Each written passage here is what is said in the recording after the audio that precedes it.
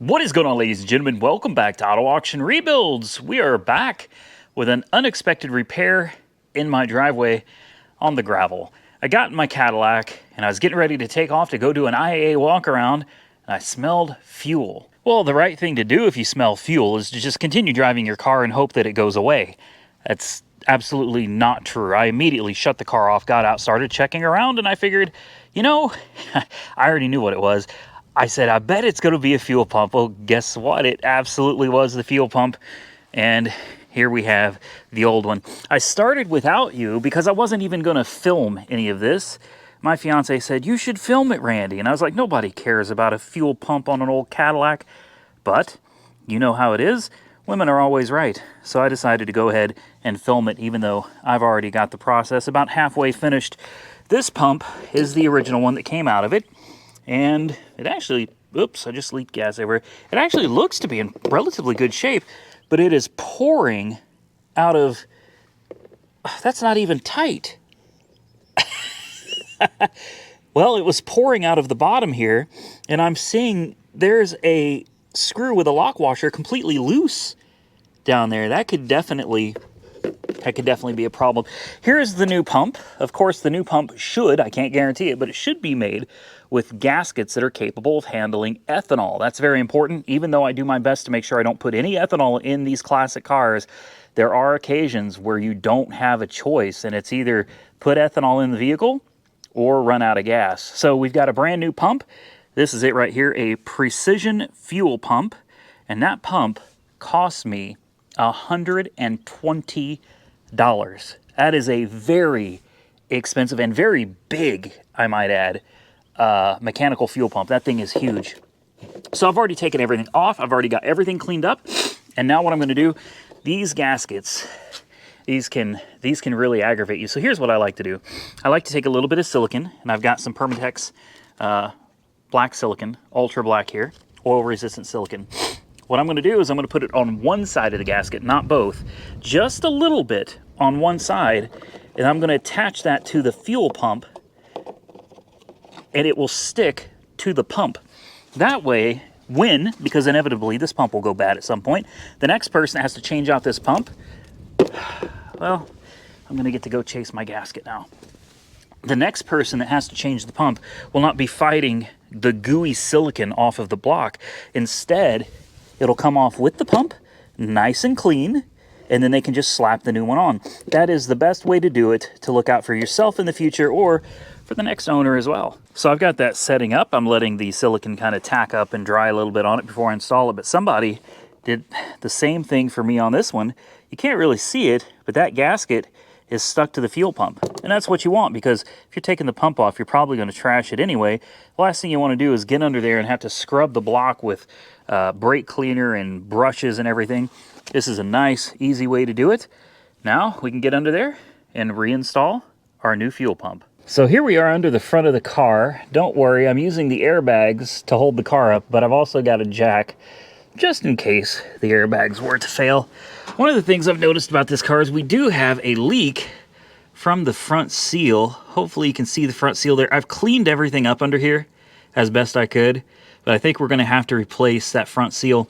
I don't know how difficult that is. The fan is kind of in the way there. You've got the crank pulley, then you've got the balancer. I think the balancer has to be pulled using a puller from the crankshaft. Up here is where the fuel pump goes. Super easy to get to, plenty of room, not hard at all. And as you can see, it's nice and cleaned up. We've got a timing mark somewhere right up here. Maybe you can see it right there. I cleaned that up as well because, hey, we might want to set the timing on this at some point. This is super easy, guys. Everything under here actually looks to be in pretty good shape, but I'd sure like to get it on the lift just to get a closer look. Let's go ahead and put this fuel pump on, and then we'll try to start it up. Here, let me get you up under here. There we go. Brand new fuel pump. The only thing you gotta hope is that you got that rocker arm under the camshaft. Otherwise, yeah, it's not gonna work. But I'm pretty sure I did. I've done a few fuel pumps in my day, and I think I got it. Right? There's those airbags right there. It actually did really good as far as clearance goes under here. I mean, really, it's cut out nicely. And I don't see any nicks or anything on the bags at all. It looks pretty daggum good. Sway bars are completely worn out. Sway bar bushings, end links worn out. I bet ball joints probably bad too. And I'll bet those ball joints are pressed in. Yeah, that looks like that could be a lot of fun to do upper and lower ball joints on this car. And it probably needs it. Okay. Well, there's really only one thing left to do. And that is, let's crank it up and see what she does. Just cross your fingers I did it right. Or we'll be doing it again. So grab the keys. This was not supposed to happen. Old car things though, right? We can pump it. The carb should still have a little fuel in it, but it'll probably die.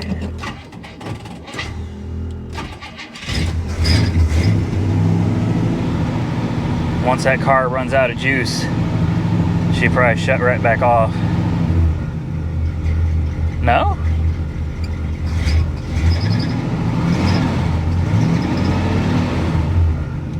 Really? Well, that fuel pump must have, either the carb still has juice in it, or that fuel pump sucked up that fuel quick. It's hard to see it from up here. You can kind of see it, it's right down there. I don't want to get my fingers in here though. Let's take a look underneath. Because this is super safe, right? Oh, climb under, take a look, make sure nothing's leaking. That is beautiful. No leaks. She looks happy. Just gotta watch for that that front seal there. It's hard to see it. You gotta watch for that thing. We're gonna see if it's leaking again. I already bought another seal because I'm almost certain that that's where my oil's coming from. All right, well, looks good to you. Looks good to me. Now, it's always frustrating when something breaks down on your ride, man. You don't expect it, and it just kind of happens. But I'm here to say that even though this wasn't something I anticipated having to do, it wasn't particularly difficult. In fact, imagine if this was a newer model car with an electric fuel pump in the tank. You would most likely be dropping your tank, or at a minimum pulling out your back seats or something, trying to access the sending unit and the fuel pump. With this, it's just 2 bolts and a gasket right in front of the engine. Super easy to get to, and as you can hear in the background, she sounds pretty damn happy. So I guess now I can clean up this mess. I think I'm gonna throw a lot of this in the trunk. I just got my Power Tour tickets for Monkey Wrench Mike and I bought them. We have the tickets. We have the car, assuming nothing crazy goes wrong with it or needs to be done beforehand. I'm going to be putting it through its paces because Power Tour is, I believe it's June 13th through the 17th. And it's going to be Oklahoma all the way to Atlanta Motor Speedway. Then it's going to be Atlanta Motor Speedway back to, I think, Nashville, Tennessee. And then back to Oklahoma again. We're talking Oklahoma to Georgia, Georgia back to Oklahoma. That is a long trip in any car. It's going to be a really long trip in an old 65 like this, especially one that's got airbags on it. We're going to try to make it as right as we can, make sure everything is addressed before we hit the road so that hopefully we can just take our time and enjoy the cruise, enjoy the Power Tour, and hopefully meet some of you fine folks out there on the road. All right, it's been several hours, but I finally got this car in the garage, and I started working on it a little bit without you guys just because I'm in a pinch. It's 9 o'clock at night, and I am so far behind. I'll go ahead and tell you what I tried to do. I retrofitted my compressor here with new R134 high and low ports just to see if I could pull a vacuum on it. It didn't hold a vacuum. There's this thing here. I don't know what this is. Maybe somebody can tell me. Is that called a transducer? I really don't know, but it's this big contraption here with 2 ports on it and a couple hoses. Well, this thing leaks like a son of a gun down here. There's a diaphragm looking thing. It's rotted and it leaks really, really, really bad. Literally, the last thing I need to be concerned about right now is air conditioning, but I was kind of hopeful. One thing I am going to do tonight, I'm going to relieve the heater core of its hose right here. And I think what I'm going to do is I'm going to simply bypass the heater core. There's nothing wrong with the heater core. It works, believe me, but it's summertime and my switches inside don't work. It just seems to be stuck on heat 24/7. So there's a valve here, a bypass valve. This is supposed to use vacuum, and shut this valve off to prevent hot water from entering the heater core. Well, this is not working either. You know, it's very, very old, 1965. It doesn't work. So there's always hot water going through the heater core. Therefore, when you're driving down the road, you get nice hot air just gently blowing in the car in the dead of summer. Not something I need right now. So since there's not an immediate fix to it, I'm going to go ahead and just bypass the heater core. Next, some vacuum things that I got into. Every time I turn around, there's these broken, brittle vacuum lines. One goes to this canister, which is for the heating and air conditioning. That is for the heat and air conditioning. All of those vacuum lines, you guessed it, all for the heat and AC, which currently none of it works. So what I did is I put a cap. This had a screw in it. I put a cap over the PCV. I moved my vacuum advance, which I just checked. Vacuum advance does work. I moved it from timed. That's for emissions controlled cars. This doesn't have any emissions, no EGR, none of that. So I moved it from timed to ported. So this will be, the vacuum advance will be running off of the actual vacuum from the intake manifold, not a timed port anymore. And I capped off the other one. Back here, I fiddled with some vacuum lines, got some things hooked up that were not hooked up, and now I'm going to leave it alone. Next thing, I was really glad to see this. I decided to take off the Dizzy cap, and I found this right here. You know what that is? That is an electronic control module. Yeah, that's probably a Petronix electronic unit, so we no longer have the point system. It's electronic. So much more reliable. I was so happy to see that, so I went ahead and I cleaned up the rotor, and I cleaned up everything inside of here. All the contact points have been cleaned up, so we could put this back and lock it down. As far as what else I'm going to get to tonight, I want to replace these headlights. Now that it's dark, I can't see, and these headlights really suck. I don't really know what's involved with changing these, but I got a feeling we're going to find out. Yeah, we're going to find out how to get these out, because I've got the new lights. I'd like to get the windshield wipers off and mount them more appropriately. I'd like to get my license plate lights installed, a new radiator cap, a new fuel cap, because mine leaks, new battery terminals. I want to get those installed. This is the fuel filler neck to the gas tank sleeve, I guess you'd call it. It's just a little hose. I'd like to get that done. I want to change my oil. I've got my K&N filter, I got my Rotella 1540, and here I've got all four of my headlights. Aside from that, there's still a lot more to do. I've got hoses, I've got belts, I've got a thermostat, I got a thermostat gasket. There's plenty more to do. Fresh coolant, I was going to change the coolant and everything while I was at it. Valve cover gaskets, and last but not least, I want to change the intake manifold gaskets. This is kind of like an air gap intake. You've got a valley cover at the bottom, but this intake actually just sits over the engine. When you take it off, you don't see the lifters and everything underneath, so it doesn't work that way. But there is a heat bypass, an exhaust bypass port dead in the center that can cause this manifold to crack. It's not something that's being used because we're now using an Edelbrock 1406. Doesn't need to be there anymore. So they sell aftermarket gaskets with a block-off plate for each side that prevents the exhaust from going in between and basically heating up. And occasionally you could... what do they call that? Not hydrolock. Maybe it is hydrolock, where the temperature of the fuel gets to be so high, you just kind of... Anyway, you guys will correct me down in the comment section below. But anyway, that's the focus for things to do in the future. I'd love to get the heat and air conditioning working properly. I've got a hunch that's probably never going to happen. But we'll get done today what we can do today. All right, let's focus on something really, really easy. This is the first time I've checked the coolant in this car, and surprisingly, it's very, very green. It looks really nice. There is no problem with the system being pressurized at all. This is just kind of for safety. If I'm going 3,000 plus miles, I need to know a few things are definitely good and not going to cause me a problem. So there is the radiator cap. Next, the fuel cap, the one that's on it. It might as well not even be on the car, to be quite honest with you. It does absolutely nothing but sit there. Oh, that's right. I guess we got to open the door for this. The car is a little on the long side, so yeah. There we go. All right, so you pull down your little handle here. Oh, you guys can't see anything, can you? Well, anyway, here's the old one. Well, look at all that dust. There's no gasket or anything left in it. That sucker's heavy, though. Caution. Open slowly. Yeah, because these things will spray. And every time you fill this tank up, you got to be very careful. About the time you hit 15, 16 gallons, be very careful. Start pumping slowly, because when it's done, it shoots it all over you. I mean, everywhere. It's really, really bad, guys. Let's see. Hopefully this fits. Oh, wow. That fits. That's nice.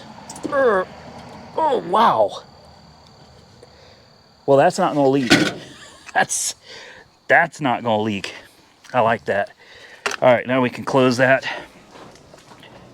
I could pull the car up just a little bit further. I also got to check. I've got a noise coming from the driver's side front, I think. I need to get this front end in the air, check for play. I hope to God it's got a good front end, but I got a feeling it's probably going to need an entire front end. So anything I can't get done tonight, not to worry. I'm going to come back and we'll finish it in this video. I'm going to do as much as I can in one video for you guys. I want to try to start it up real quick. Man, it actually sounds good, doesn't it? She does. She sounds healthy.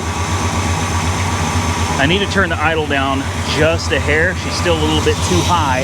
It started dieseling earlier when I shut it off. So let's cut the idle back just a tad.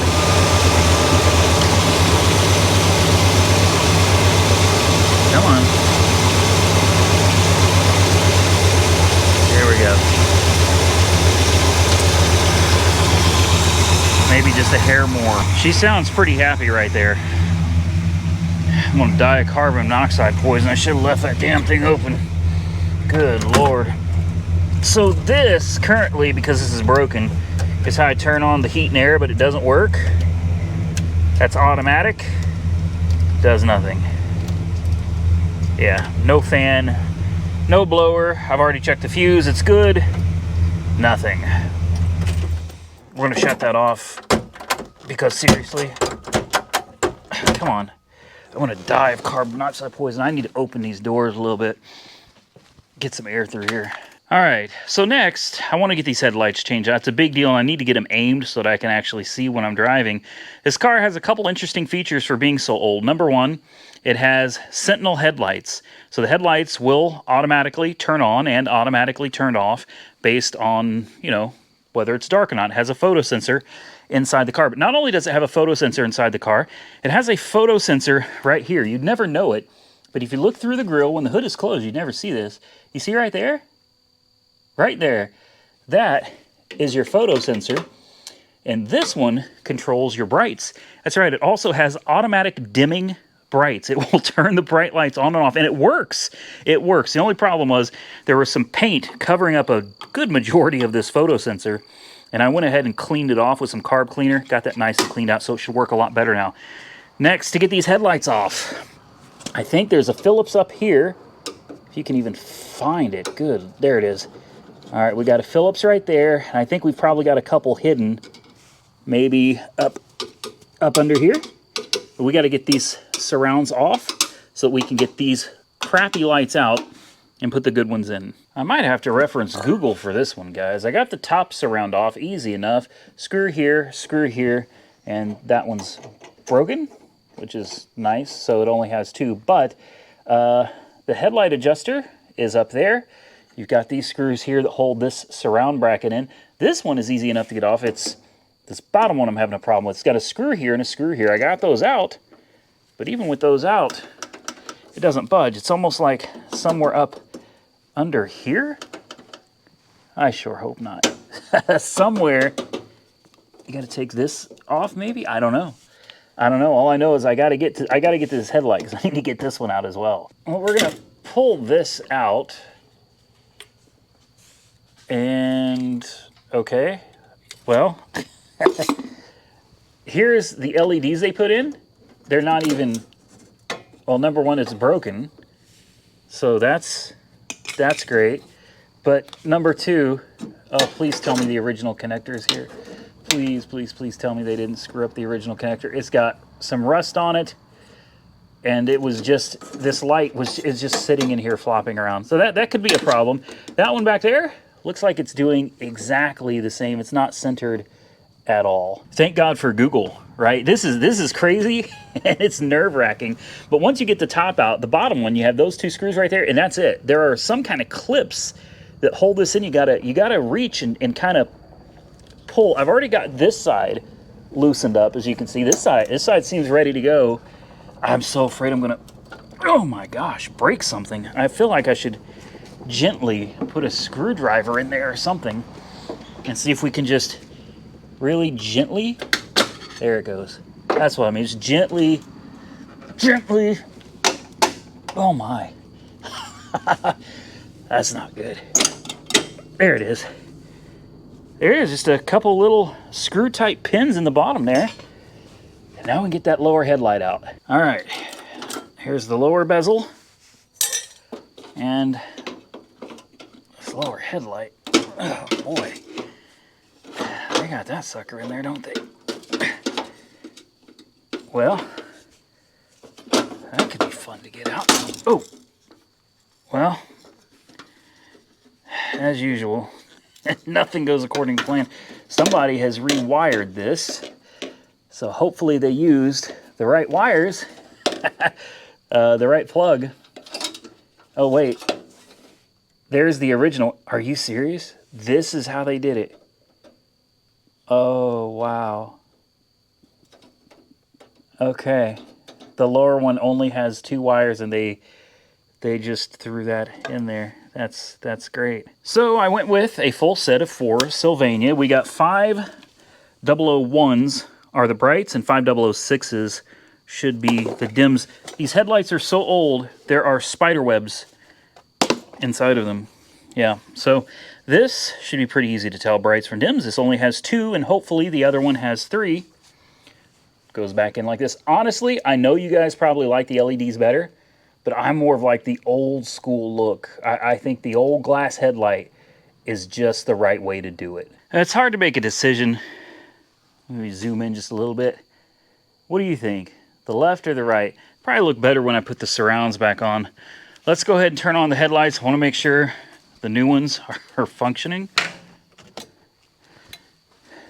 I think it just turned the high beams on. No. All right, so as you can see, big difference between the LEDs and the old schools, right? The LED's far brighter, but they're also just sitting in there flopping around. The lenses are broken. I know these are a little dimmer, a little older, but they'll work. Let's see if we can get the brights to come on, double check those, and then we'll do the other side. Then I have to, oh, they just did. The high beams just turned themselves on. I didn't even touch anything. There we go. Pretty sure it worked. Definitely, before we put the surrounds back on, I want to get it outside, and I want to aim these headlights appropriately before I go through all the trouble of putting the chrome back on them. I don't know, this one looks kind of...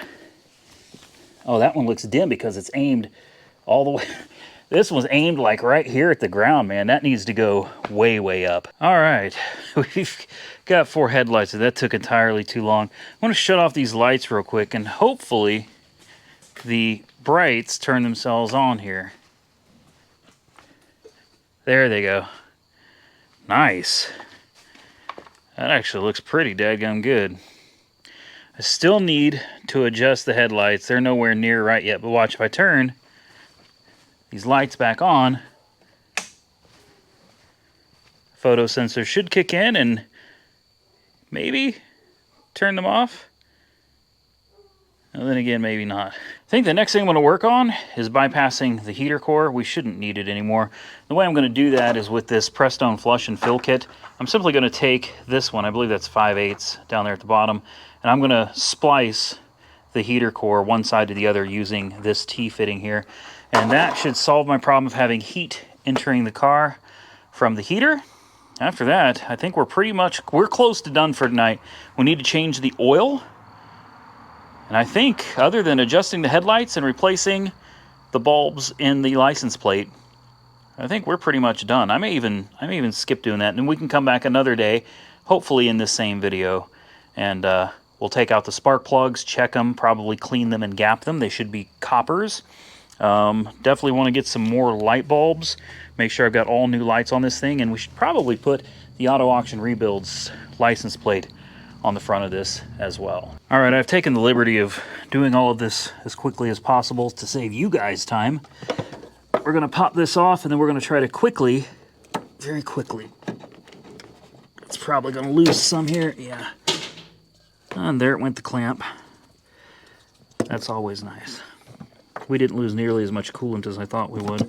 So I was wrong, it's not the 5/8, it's the 3/4 is what I'm gonna be using here.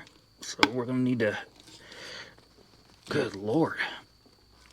Maybe it is the other side. The other side looks way too small though. No, that's perfect. Okay, 5/8 it is. Next, we're gonna wanna take the top hose off the heater core. There we go. Heater core looks nice. It's actually pretty clean. There we go. Just dump it all over my floor. That's perfectly fine. So by disconnecting this hose coming from the water pump and this hose coming from the water pump, we should be able to just kind of loop these two around. We have a clamp over here. I'm not going to use that. I don't like that clamp. Let's use this one. It's a little bit smaller. Anyway, you get the point.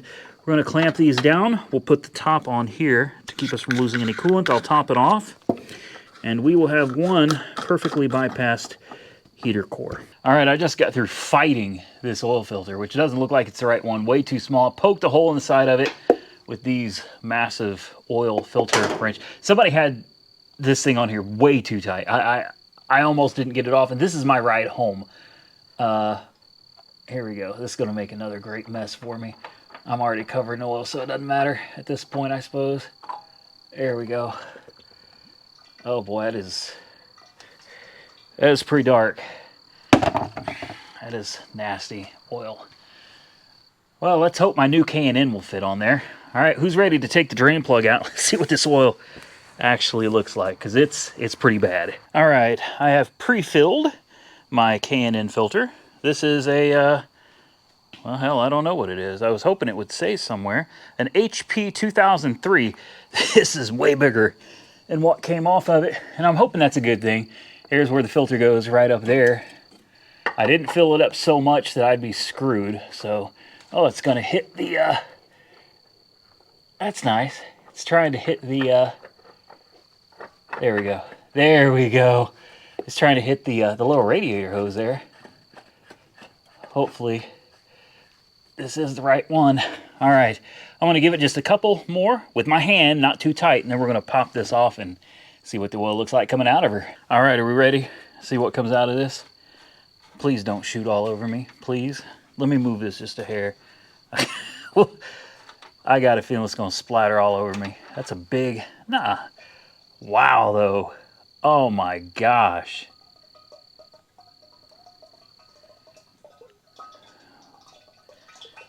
That's some nasty oil.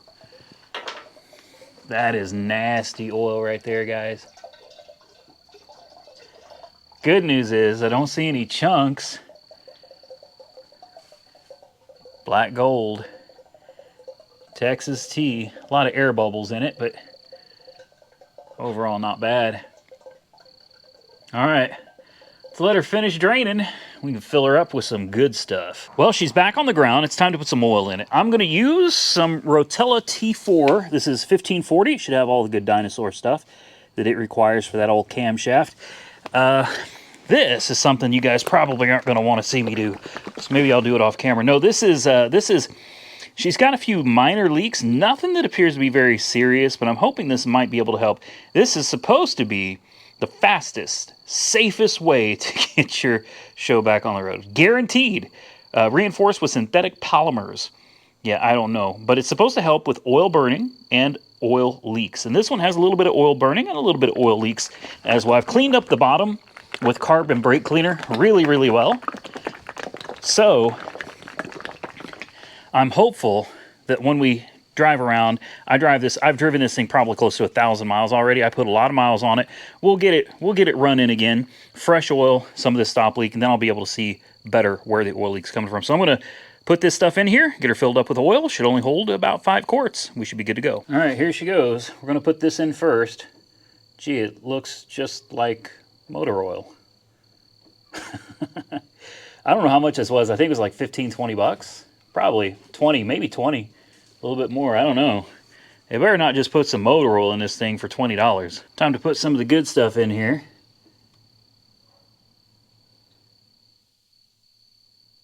And we can fire it up, double check our levels, and she should be pretty much good to go. And Coyote's going crazy out there.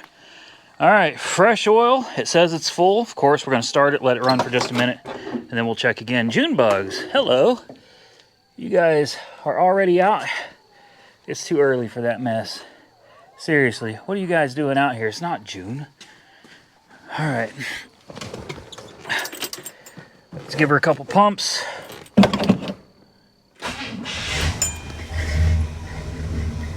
Oil light is on. That should go out relatively quickly. Perfect.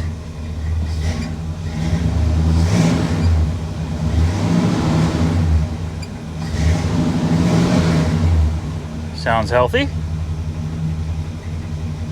Sounds great. I'm sure those headlights still work. Yeah, see, the brights just turned themselves off. All right. I hear Roxy and those Coyotes. Finally got the correct dipstick for this car. That was $110, I think. Probably about $120 after taxes and everything. Shipping and all that stuff. What a rip. And it says she's about a quart low. So we'll go ahead and throw another quart in her. And I think we're gonna call it a night. All right, she's running. Brights have turned themselves on. You can still manually turn them off with the little clicker on the floor. And you can adjust the brightness settings. Where is it? Oh, that's Sentinel. There it is. Far, see how they turned off? And then back to near, and they turned on. See, it works. It absolutely works. And there's your other little photo sensor right there. All right, let's get out of this garage.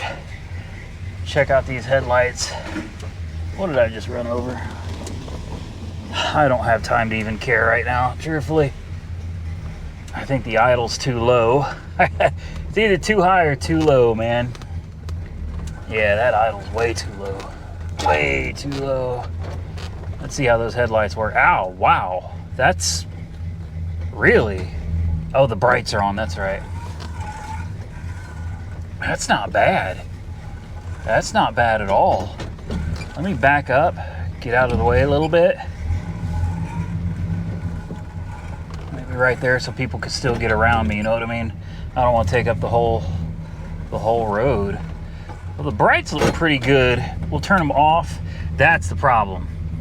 With the brights look great, but with the dims, man, those things, they're not even aimed right. So let me get out there and play with these. We'll get them straightened out. All right, guys and gals, I think we are gonna call it a night. It is super late. We both gotta be up very early. I'm gonna turn the idle up on this thing just real fast, just a hair, but we've gone as far as we're gonna get. The headlights are difficult to aim because several pieces are not the way they're supposed to be. A couple of the buckets don't have all the screws. It needs to be redone. Thankfully, they're all 4 and they're nice and solid though. They don't vibrate or wobble around when you're driving. Everything is aimed as good as I can aim it. And I'll have to come back to the rest of this stuff in another video. So do me a favor, comment below and tell me what you think. The old LED lights that came off of it or the classic kind of yellowish looking headlights that we put back on. The glass bulbs that belong on this car. Definitely drop your comments below. I appreciate it. If you enjoyed the content, hit the thumbs up button. Don't forget to subscribe to the channel and share the video with your friends. I truly appreciate it. Till next time, stay safe out there, everybody. I look forward to seeing you all again very soon in the next one.